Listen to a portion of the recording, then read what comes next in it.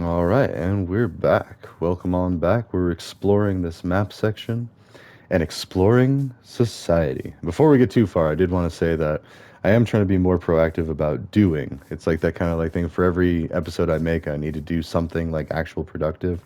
So, and my one this time is I'm looking into volunteering for Habitat for Humanity for multiple reasons. I mean, the main reason I need a house. But I mean, well, not the main reason. I know a buddy that needs a house even more than I do, but back up in the mountains from our hometown. And then I don't even have emeralds, so eventually I'm going to need to. Okay, so there is this village just here. Eventually I'm going to need to come and borrow a few villagers and bring them to my area. Excuse me, so I can start um, trading with them. But anyways, it looks like there's not going to be anything. I am going to still sign up probably tonight or tomorrow, but there's nothing I can be doing immediately. Like there's a wait list for all the building projects here in Fort Collins. And for those that don't know, yes, I'm in Fort Collins. I'm friends with a lot of cops, so if you really want to come and mess with me, yeah, I'm a pretty big guy myself, but no, I just feel like I have to say that whenever I give out too much personal information because there are people that might drive all the way out here and try to do something. It's like, ugh. I'm also heavily monitored too because I have a lot of cybersecurity training. So like the cops and the law enforcement, I mean, they're probably not now because I mean I haven't done anything all crazy for a long time. But like let's just say it's not that hard to be like, wait a minute, there's some chatter about this, and they all know a lot of stuff anyway. But anyways, enough doom and gloom. My point was is I talk a lot and talk is cheap, and so every now and then, I need to make sure that I'm actually doing things to further the efforts of these projects. My boss uh, said it great the other day. There's this concept of a bike shed, and like the idea. Oh, that is so cool. The idea is, you can talk about building a bike shed all day, like, ooh, it should have locks, or it should have like a little repair station for your bike, and oh, it should have like an air thing. And you can plan and brainstorm all you want, but until you actually start building the bike shed, all you have is just the plans for a bike shed. You don't have a bike shed. And if you need to, oh, that's death. And if you need a bike shed or a place to store your bike or lock it up, and that's just an example. I mean, it could be anything. You spend all this time planning, and I've spent thousands of hours, not thousands, hundreds of recorded hours, just planning when I need to actually do things. Another big thing is making more educational videos for coding. I mean, there's a plethora of people out there, and there's people that do better than me, but I used to do a bunch of Twitch streaming. Not a bunch, but I used to do some Twitch streaming where I would do some coding, and I might get back into that, although I think I'll probably just stay here on YouTube. I like Twitch, but I liked being more of an observer. I don't think I have what it takes to be a good presenter. Now, as far as here, this is a lot more comfortable for me. I mean, it's my gaming thing, so which doesn't even matter. I can stream to Twitch or YouTube just as easily, but I only have enough time in my life and my head and space in my head to maintain one public streaming account and a full-time job and be a single dad and all this and that. So, I have my kids half time, and that's even weird too. So if you're trying to figure out when I have my kids and when I don't, please don't.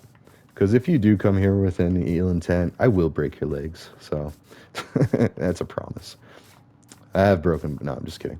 Anyways, on to happier subjects. So yeah, Habitat for Humanity. I'm looking at the application process, and or there's a way that you sign up, and then you need to be registered as a volunteer, and they even do have a program. So if you're looking to get a house, they more than welcome it. It's the pay with sweat program or something, and you have to at least be willing to repay the loan or the price of the house, but just on a plan that you can afford.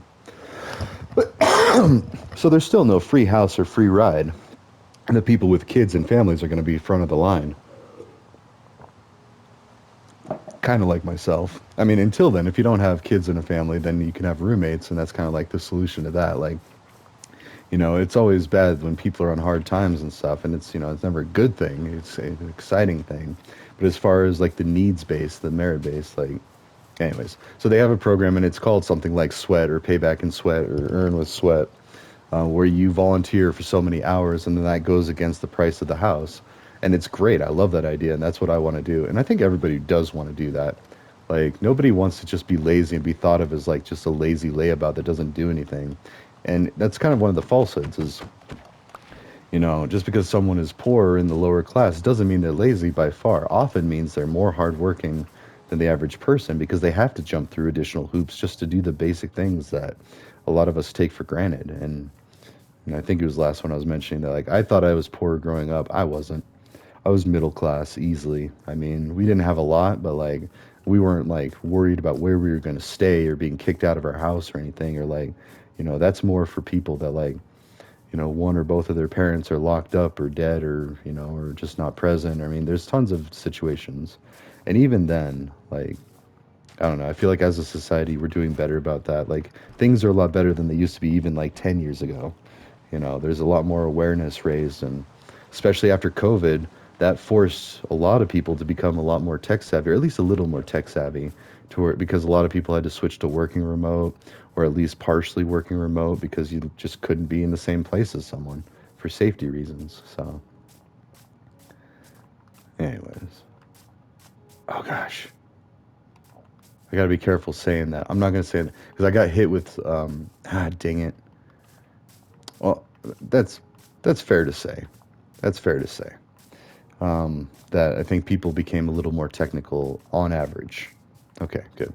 'Cause I got a warning for the first one, and then I challenged it because I was like, I don't think I'm really saying anything that dangerous. They checked it, they still kept it, so it's like, okay, I gotta be careful not to talk about that stuff. So, hmm. But back to the religion thing. So, and that's like the two taboos. I spent a whole playlist of discussing all the things about religion and politics and at least my understanding of it. And that's just an American's perspective that, yeah, I travel a little bit. I'm going to be traveling a lot more, and that's great. No, I don't work for the FBI or anything or the CIA. I do not have a security clearance. There, we could just even just say that. And I'm kind of thinking I don't want one because there was a risk to that. Like we actually got hacked once upon a time, and there was a list of security clearance people that was compromised, I think, by the Chinese government. And then they just started targeting all those people. Like I already know there's plenty of people targeting me because like I used to be a little more frivolous with like those, oh, there's thousands of hot singles in your area. And I was like, well, maybe. All I need is one. I don't, and of course it's all fake. Don't ever click those things. But, or the lottery thing. I fell for a lottery scam once and I followed it quite a bit. Don't take my boat. As soon as I break this, the dolphin might steal it and play keep away. There we go. Scared the crud out of me the first time because I was like, where'd my boat go? Like I didn't want to, not that it's really all that hard to just make a new one, but I was just like, I thought I was losing my mind. Like I don't see the boat. And then I saw a dolphin swimming by with my boat in its mouth. I was like, oh, you sneaky Pete. All right. So, and then I think they just drop it after a while, but again, it doesn't matter. I could build a new boat. In fact, the whole reason we're doing a new era is because my old world got deleted because I was dusting and I accidentally turned it off and I didn't exit out of the game because I do that a lot. So that's why the hours count on my Minecraft isn't really all that accurate because there's a lot of times where I'll just get up and go do something, especially like if I'm doing like work stuff after hours, like I'll go check something, talk to somebody, and then next thing I know, I'll look down and it'll be like, half hour, an hour later. And so that wasn't really me playing, but I was in the world just standing there. So then my realm, they don't like it when I do that there. They kick me off of the realm quite often. They're like, get out of here. You're just wasting energy. And it's true, and I need to be better about that, but I don't know. It's kind of like the carbon credits. Like I will make up for that by trying to fix other things elsewhere. And I hope someone else will help fix the problems that I'm creating with my carbon footprint. So, I mean, ultimately, it's going to be my kids' generation or their kids' generation that really fixes everything. Like we're getting good, like already my generation's kind of getting older. Like we're in adulthood, like and real like 30s, 40s. I mean, we're kind of like on the way out. I mean, still doing some good things, but like, the real ones that have the time, energy, the ones that don't have jobs, you know, they're going to be the ones out there that are actually going to be able to make more of a difference on average. Like we can still do stuff, but I mean, although, like I said, you got to be careful of the hacktivists and the people that think they're doing a righteous cause, when in reality they might actually be really messing things up or just completely wrong and just attacking people for no reason. You should really never attack people anyway. That's just, leave it up to the professionals with everything. And then, audit the professionals. Keep an eye on the professionals. And I think we're doing a better job of that. So, which is why, like I was talking about, I made some outrageous claim about Trump and I got fact checked. And I'm glad I did because I think it was something pretty ridiculous. Like, I think, I don't even want to say because it was false. It was wrong. And it was wrong of me to continue to spread it. Even though I didn't think I was doing anything bad, I was just voicing my opinion about how much I didn't like the guy. You know, like, how would I feel if someone did that about me? Like, some lie comes up about me. Like, you learn about that in school. That's a bully. So I was basically being a bully on Trump at that time. And that's and there was a time he walked around, he had a folder of, at least I heard. See, again, this could be fake, but, and I kind of hope this is true because it does kind of shed a little more of a humanity on him. And I don't like outright hate the guy, but I severely dislike a lot of things that kind of surround him and basically generally like rich people maintaining their riches. Like, again, that could be false, misleading, whatever. And that's why I talk to my buddies and they kind of like alleviate some of that stuff. But at the same time, when I see rich people running around buying extra things and all these, and if there's even a hint of cheating taxes while I'm over here getting taxed explicitly, like, then it kind of becomes a thing of like laws for thee, not for me. And, anybody's going to look at that and be like, wait, what's going on with this? Why? Like, how do I get into the premium super plus club? Oh, you just have to be born wealthy. Oh, okay. That's okay. You know, So, and it's not. That's what I'm saying. It's like people all around the world all deserve equal footing and an equal chance at a happy life. Now, the definition of happy life could be many different definitions. And I think that's what we're kind of doing is we're compromising. We're not quite taking away the wealth of the wealthy, but we're also not quite screwing over the poor people either. It's a nice happy balance of, and it's not there yet. We're working on it, but it's a nice balance of, okay, do you really need to be this super mega ultra wealthy?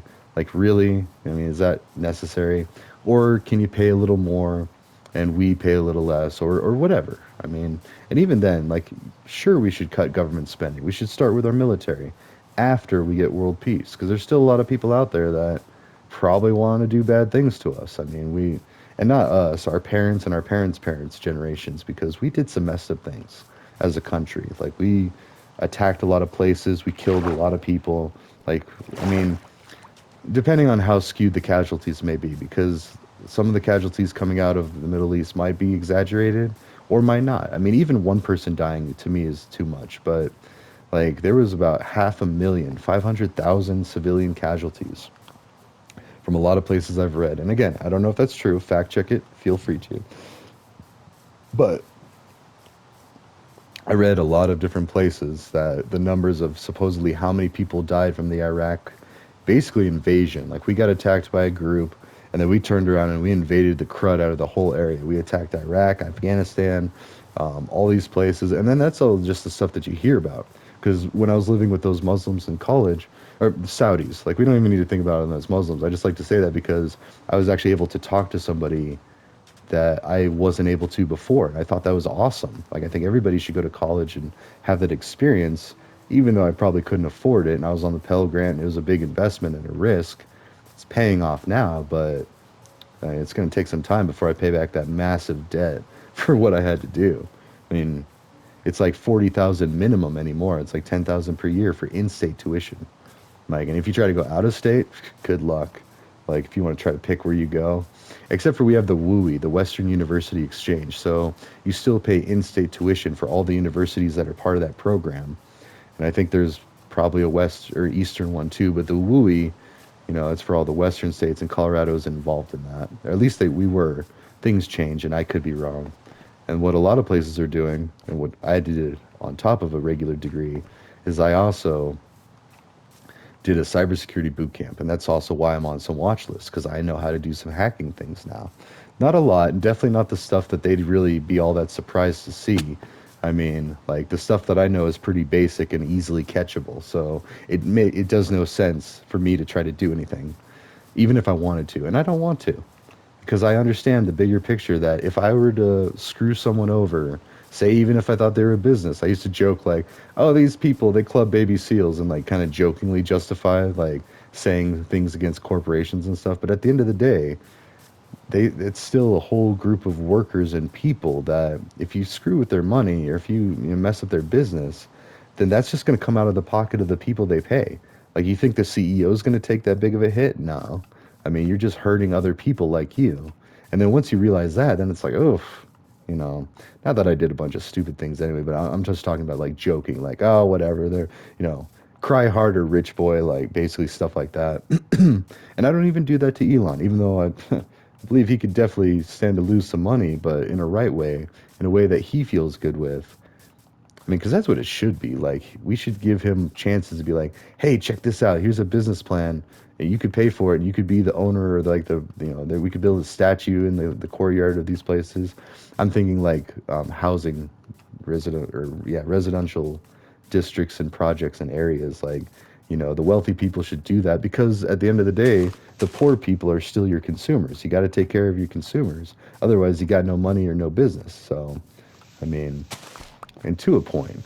Like when I was listening to Elon and Trump talk the other day, that's all it sounded like was just two rich people trying to keep their riches, like scare the people about immigrants. And there are a lot of people coming here. I'm not saying it's not an issue, but I think that there's much better ways to go about it.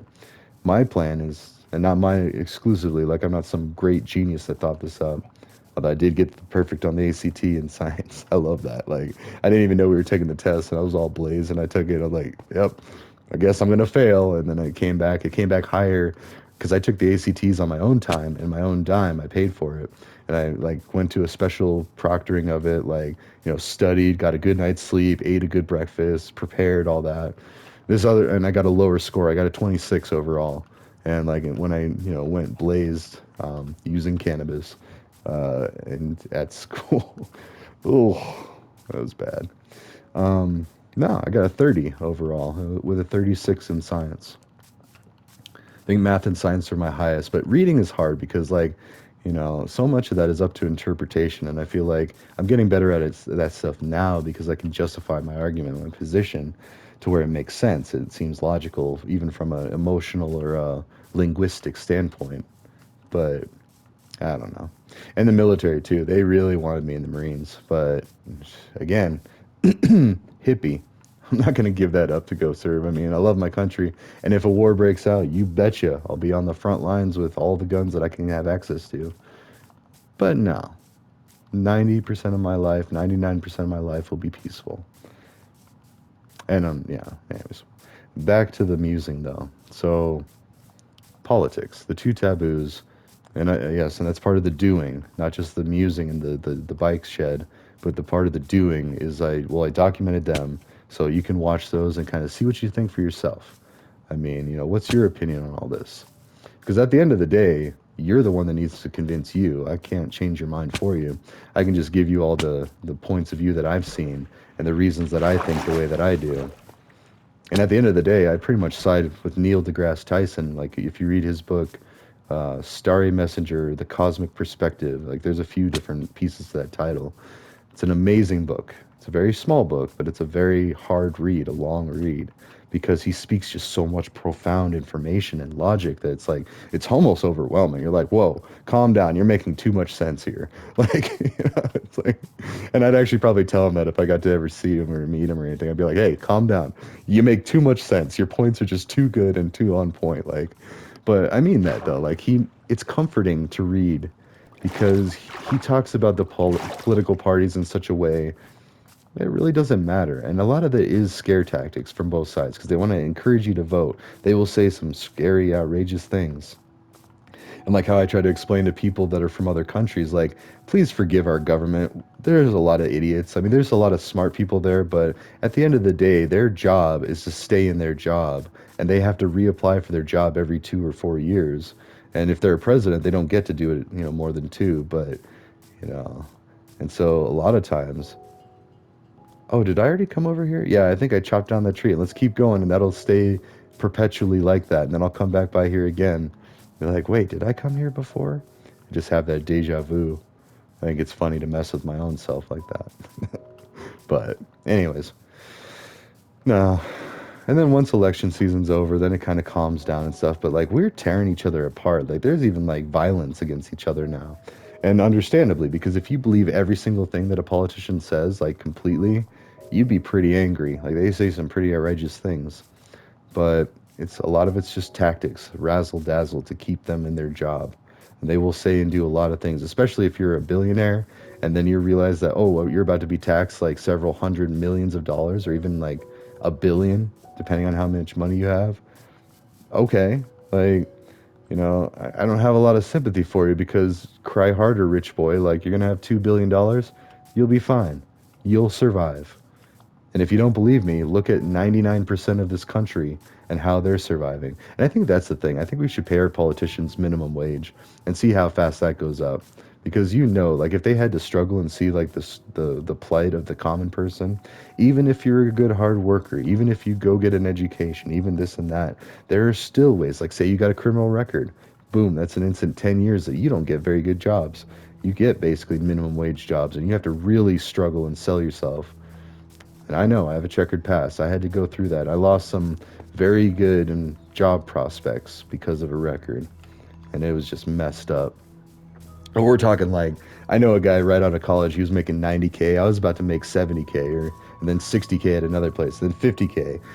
Boom. No, you're not quite what we're looking for. We're called, and like a couple of times I actually made it. Like they gave me the job offer, then they ran the background check. They're like, you know what? Just kidding.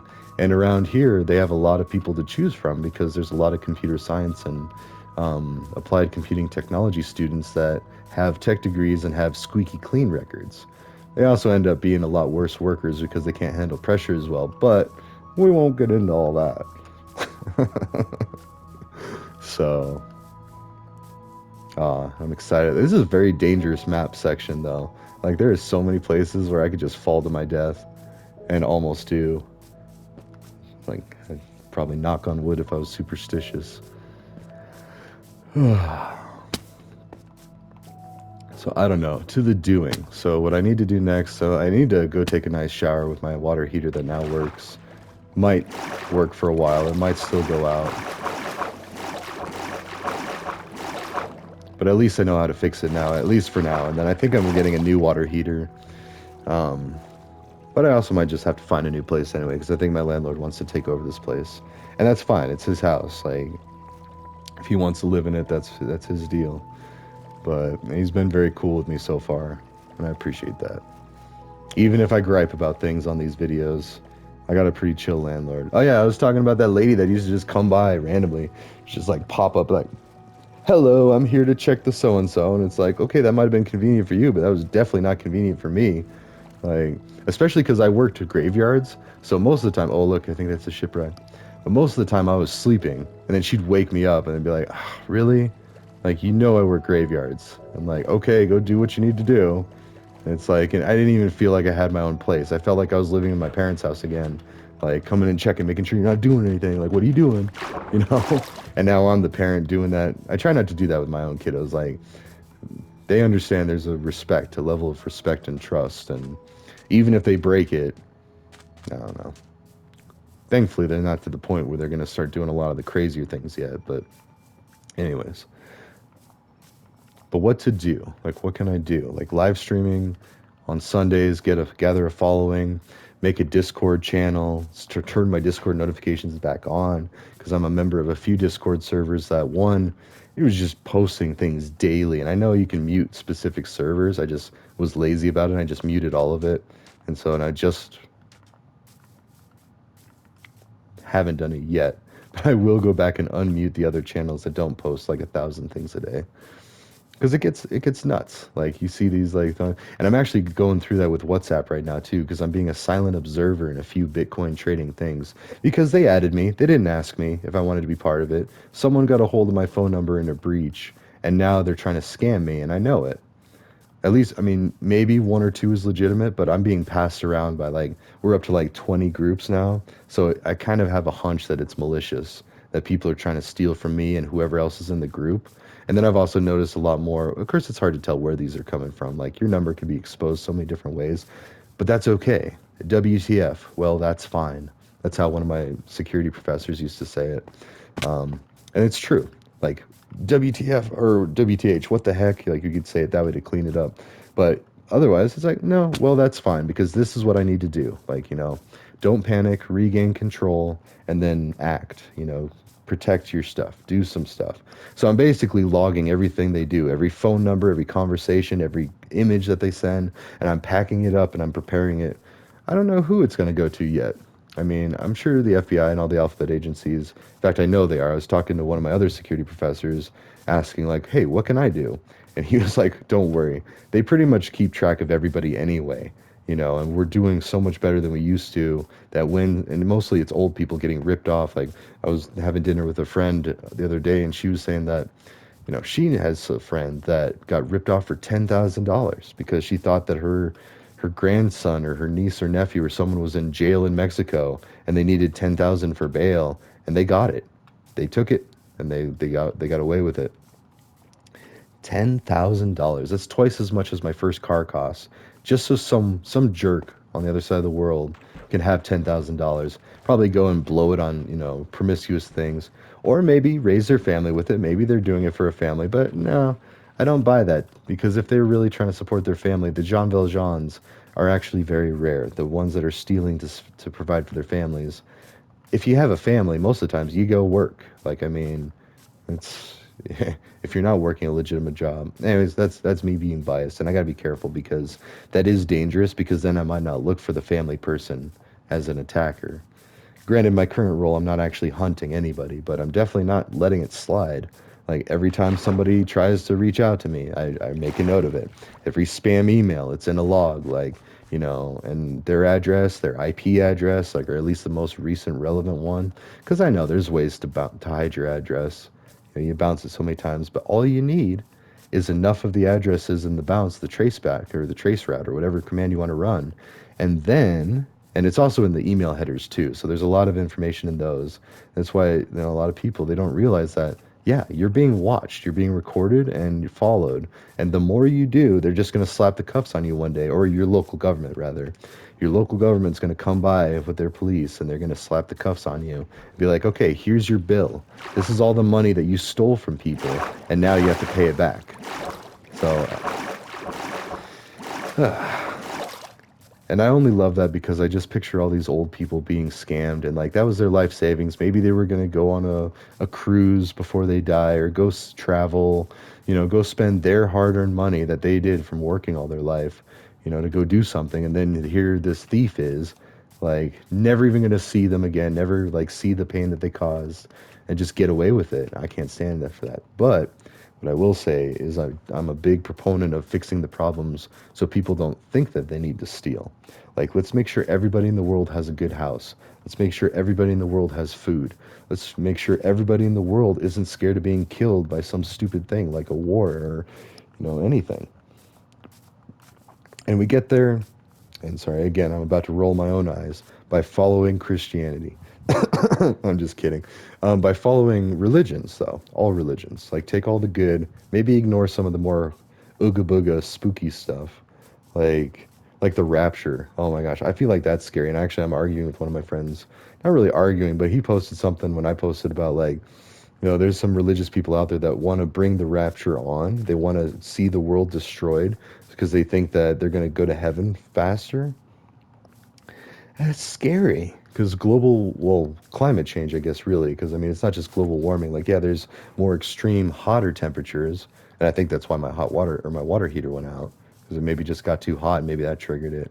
Because I found out I didn't break it because my AC went out, so it was really hot in here.